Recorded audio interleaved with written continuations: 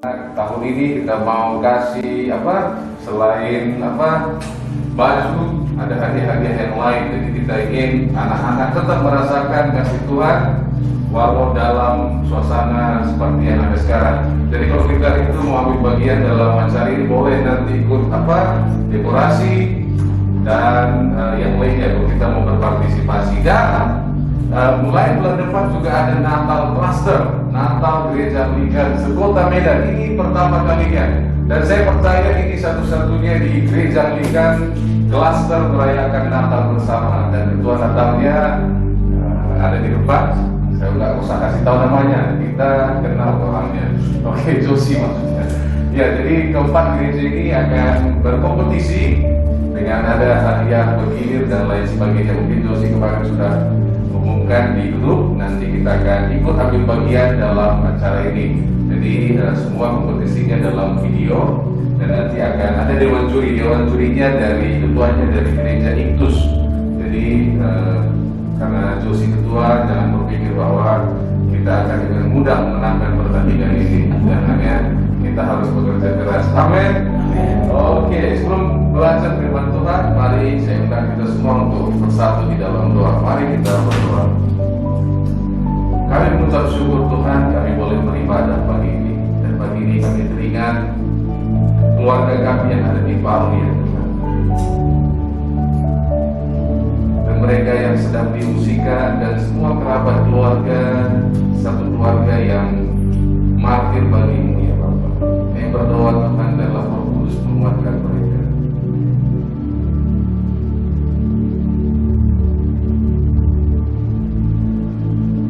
Dan ajar kami Tuhan untuk percaya sekalipun kami tidak mengerti, sebab jalan-Mu dan rencana-Mu melebihi jalan dan rencana kami, ya Tuhan. Kami serahkan situasi Palu dalam tangan-Mu, ya Tuhan. Dan biarlah damai-Mu boleh ada atas negeri kami. Dalam nama Yesus kami berdoa. Amin. Pagi ini kita belajar dari Mazmur 44. Tadi kalau saudara dengar bagaimana Mazmur ini dibacakan, dan ada banyak statement-statement yang kok bisa gitu kan, Tuhan berjuang dan lain sebagainya. Dan Mazmur ini terjadi ketika orang Israel kalah dalam peperangan, ceritanya ya, backgroundnya. Dan mereka tidak tahu kenapa terjadi demikian. Dan waktu kita kena masalah, seringkali kita juga cari-cari penyebabnya. Kenapa ini terjadi? Kenapa Tuhan? Aku sudah rajin ke gereja dan lain sebagainya, pelayanan, tapi kenapa ini terjadi? Dan dengan sangat mudah sekali kita mencari-cari alasan. Dan pagi ini kita akan belajar dari Mazmur 44 ini. Ada 4 bagian Mazmur ini. Bagian yang pertama ayat 1 sampai 4, di mana pemazmur melihat generasi sebelumnya orang lain diberkati. Ketika kita melihat orang lain diberkati, ini juga memberikan kepada kita pengharapan. Wah, kalau yang lain ditolong, saya juga pasti ditolong. Ketika kita melihat ada KKR ribuan jiwa datang dan terjadi mujizat, Tuhan memberikan pengharapan kepada kita. Kalau orang lain disembuhkan, saya juga disembuhkan. Dan ini membuat kita melihat kepada diri kita sendiri. Nah, bagian kedua adalah ayat 5 sampai 9. Bagian di mana setelah melihat pekerjaan Tuhan kepada orang lain, kita mau melihat pekerjaan Tuhan dalam diri kita. Kita baca dari ayat 5 sampai 9. Ayat 5 sampai 7. 1, 2, 3. Engkaulah Allah Rajaku dan Allahku yang memerintahkan kemenangan bagi aku. Dengan Engkaulah kami menanduk para lawan kami. Dengan nama-Mu lah kami menginjak-injak orang yang bangkit menyerang kami. Sebab bukan kepada tanahku aku percaya, dan pedangku pun tidak memberi aku kemenangan. Dia berkata bahwa semua yang kami alami sekarang ini semua karena anugerah-Mu Tuhan. Nah, bagian pertama tadi dia melihat kebaikan Tuhan sehingga dia bisa melihat apa yang Tuhan lakukan dalam kehidupannya. Nah, di bagian ketiga dari ayat 10 sampai 17, dia mulai bertanya, kemarin Tuhan baik, tapi kenapa sekarang tidak? Kenapa Tuhan membiarkan saya dalam masalah ini? Kita baca dalam ayat 10 sampai 16. 1, 2, 3. Namun Engkau telah membuat kami dan membiarkan kami hendak empat. Engkau tidak maju bersama-sama dengan lawan kepada kami. Engkau membuat kami mundur daripada lawan kami, dan orang-orang yang membenci kami mengadakan perampokan. Engkau menyerahkan kami sebagai domba sembelihan dan menyerahkan kami di antara bangsa-bangsa. Engkau menjual umatmu dengan cuma-cuma dan tidak mengambil keuntungan apa-apa dari penjualan itu. Engkau membuat kami menjadi celah bagi tetangga-tetangga kami, menjadi olok-olok dan cemooh bagi orang-orang sekeliling kami. Engkau membuat kami menjadi sindiran di antara bangsa-bangsa, menyebabkan suku-suku bangsa menggeleng-geleng kepala. Sepanjang hari aku dihadapkan dengan nodaku dan malu menjadi putih muka. Setelah dia melihat kebaikan Tuhan dari orang lain, dia melihat apa yang sudah Tuhan lakukan dalam hidupnya. Dia kemudian menjadi menyalahkan di mana Tuhan sekarang. Jadi kesulitan yang sedang dihadapi ini, Engkaulah penyebabnya. Dan dia mulai menyalahkan Tuhan. Dan bukankah kita juga sering demikian waktu kita tidak tahu jawabannya mengapa? Kita tidak menemukan jawabannya, mulai kita menyalahkan Engkau Tuhan. Engkau gara-garanya hidup kami seperti ini. Engkau sehingga akhirnya kita berdoa juga nggak ngerti kok Tuhan itu. Buktinya sekarang ini yang alami. Dulu memang dia baik, tapi hari ini kenapa dibiarkan ini terjadi? Kenapa seperti ini? Sehingga apa yang terjadi di bagian 4 ayat 18 sampai 22. Setelah menyalahkan Tuhan,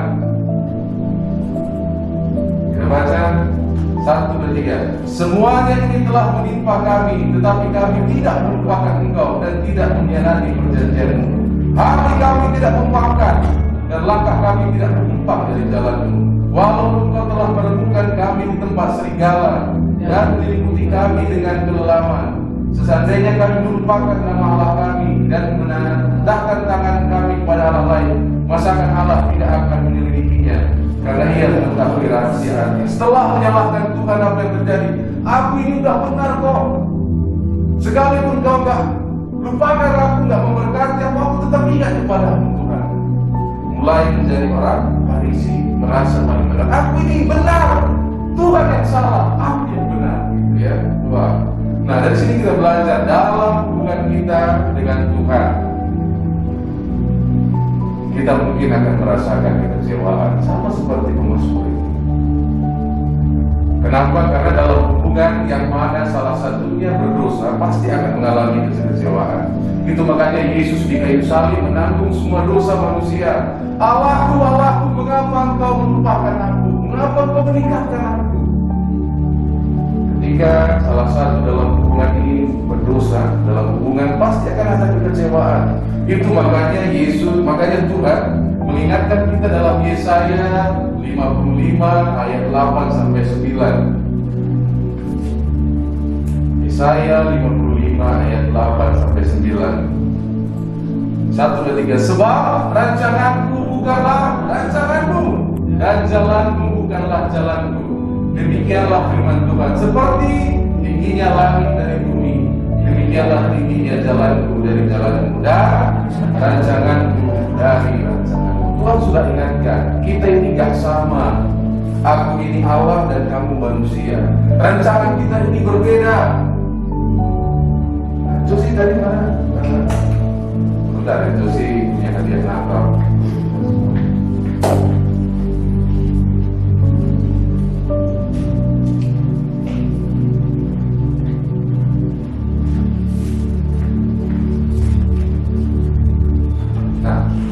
Seandainya kita tadi kami cari ember yang paling besar, nggak ada. Nanti kalau yang di kamar mandi diangkat, ada orang ke kamar mandi agak repot. Jadi anggaplah ini ember yang besar sekali. Karena kalau dibilang ini melambangkan Tuhan kecil ya, anggaplah ini kita. Wah, tapi aku kan penuh.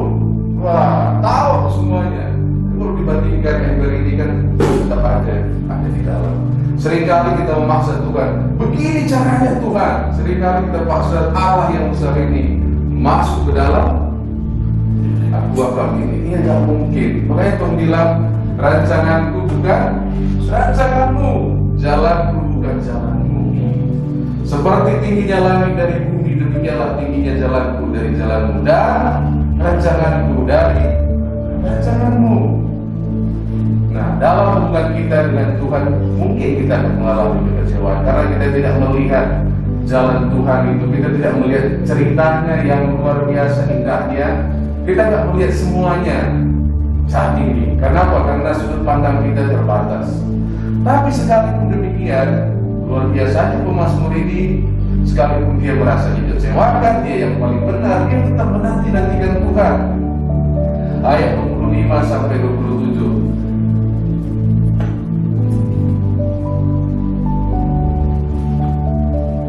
Kita baca bersama 1-3. Mengapa engkau menyembunyikan wajahmu dan melupakan penindasan dan impitan terhadap kami? Sebab jiwa kami tertanam dalam debu, tubuh kami terhampar di tanah. Bersiaplah menolong kami, bebaskanlah kami karena kasih setiamu. Wah, dia tetap menanti-nantikan Tuhan. Dan ini mengingatkan kita kepada Ayub. Ayub sampai kalau kita baca kitab Ayub, gak ada penjelasannya kenapa dia harus mengalaminya. Dia orang yang baik.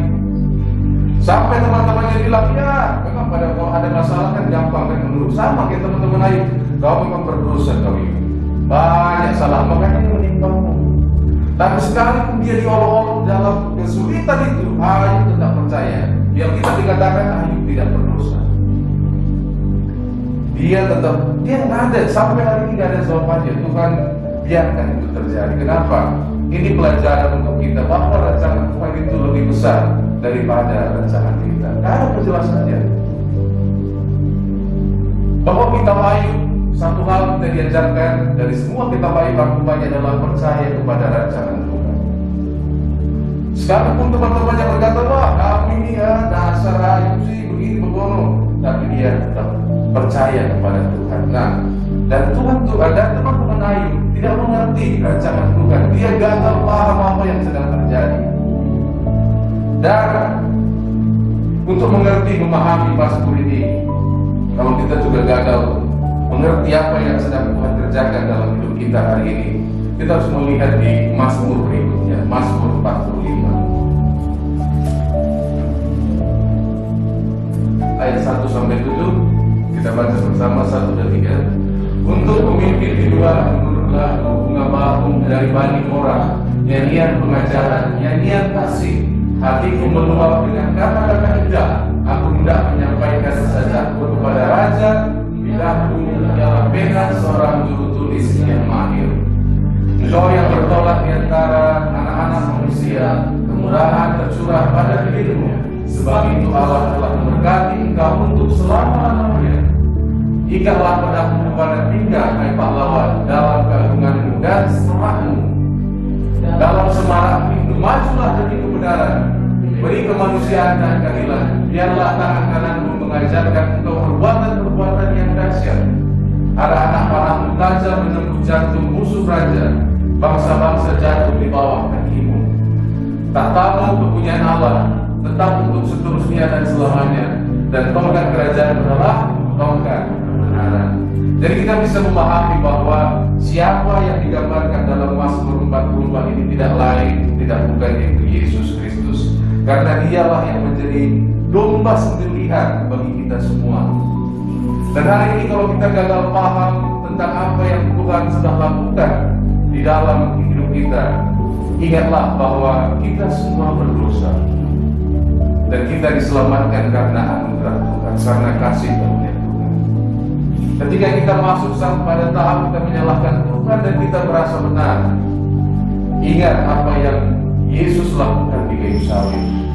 Kita semua berdosa. Dan waktu ini kita sadari Dia akan memberikan kita kekuatan. Ini akan membuat Injil Tuhan kembali bernyanyi di dalam hati kita. Ingat pertama kali kenapa kita menerima Injil Tuhan Yesus Kristus sebagai Tuhan dan Juru Selamat. Bagaimana indahnya Tuhan mati bagi kita, mengampuni segala dosa dan pelanggaran kita. Dan kalau hari ini kita gagal paham, karena rancangan Tuhan itu tidak sama dengan rancangan kita, jauh sekali. Dan awal tahun ini waktu pandemi terjadi, kami tiba-tiba ada rapat dadakan dengan Reverend Victor. Saudara tahu Reverend Victor adalah vikar di gereja CCR yang membantu kita. Nah, ini sudah akhir tahun, mereka biasanya bantu dalam sewa tempat ini. Dan waktu bulan depan mereka tanya saya, kalau kondisi seperti ini, kami sudah bantu 3 tahun lamanya, kira-kira bisa nggak 2025 kalian menjadi gereja mandiri? Baru saya jawabnya, susah. Kenapa? Karena saya belum pernah menghadapi pandemi dan nggak tahu kapan mau berakhir ini kan. Dulu waktu pertama itu nggak tahu ada vaksinnya, sekarang baru kita tahu ada vaksin segera. Di mana jawabnya? Saya jawabnya terbata-bata, dan mulai hari itu juga wah, karena kalau nggak ada pandemi juga tantangannya berat ya kan. Tapi kita tetap berdoa, kita tetap mengatakan bahwa hari-hari terbaik kita ada di depan kita. Nggak tahu gimana caranya. Jadi 2 minggu yang lalu kami rapat dan Din Timothy berkata bahwa di Medan dan di 5 kota lainnya akan dibuat paroki Paris atau gereja mandiri, digabungkan semua gereja yang ada di dalam satu kota itu. Dan ini juga terjadi kapan? Nggak tunggu 2025. Ini akan terjadi tahun depan yang hanya 5 bulan lagi, mulai Mei 2021. Kita akan punya namanya Paroki of Paris of Medan. Dan ini jalan-jalan Tuhan, saya juga nggak mengerti. Gak pernah ada skenario ini saya pikirkan sama sekali.